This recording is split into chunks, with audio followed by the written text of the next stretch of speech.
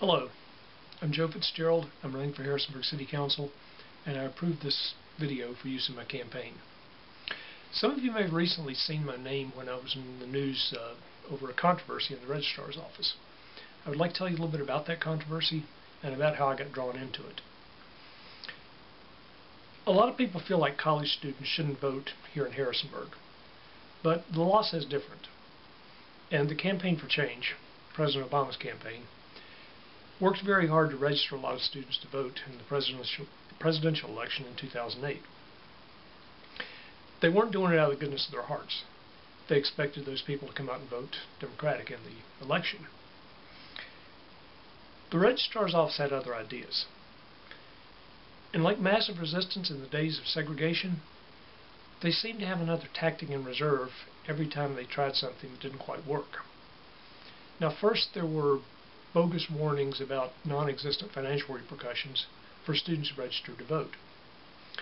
When the Electoral Board told them to stop doing that under some legal pressure, they had other things in reserve. First, they rejected a lot of voter registration applications without really giving a reason. And later, at the last minute, they tried to change the rules for identification at the polls on Election Day. Now, defenders of some of the voter suppression tactics may say that there wasn't really suppression, the Registrar's office was just really overworked.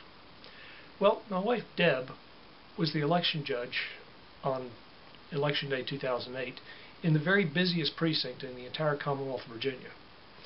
She and her fellow judges expected a busy day. They prepared for a busy day, and they got through that day using every resource they had, and they didn't have any major problems. The Registrar's office was busy. Tough luck. We were all busy that year, and we still did our jobs. Now, there are a lot of legal aspects to the game of politics, but like a punter who's pretending he's been run into, or a point guard trying to draw a foul, sometimes something just really looks over the top from the sidelines. And people watching tend to think it's just part of the game. But things happened in 2008 that weren't part of the game. 6 voter registration forms, already filled out, disappeared apparently from the Registrar's office. There were the Commonwealth Attorney's Office, instead of launching an investigation, was required by law to defend the Registrar's office. It was just a situation that the rules weren't really designed to deal with. Not in the middle of the busiest election in most of our lifetimes. There wasn't any instant replay, the refs couldn't find it in the rule book, and the game was still going on. There were other things that happened during that election season.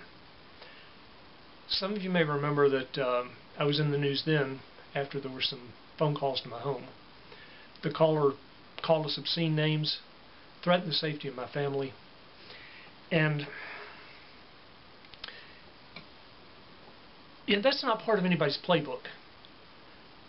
I felt like I played by the rules of common decency when I decided not to press charges on that. So I felt like they had been breaking the rules for a really long time by the time I cried foul in this June special election. As it turned out, I was wrong.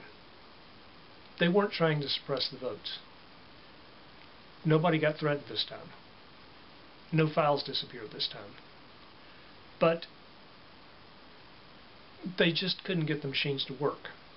And by the time the Daily News Record finally decided to start covering the game, the Registrar's office just couldn't field a team.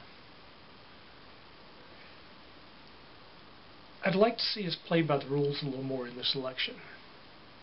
I'd like to see a great debate about education, about transportation, about the growth of JMU, about development, about public safety.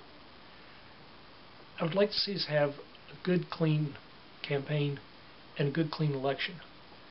Because I would rather lose a fair and honest election than to win a crooked one. And I really hope we get the chance. Thank you.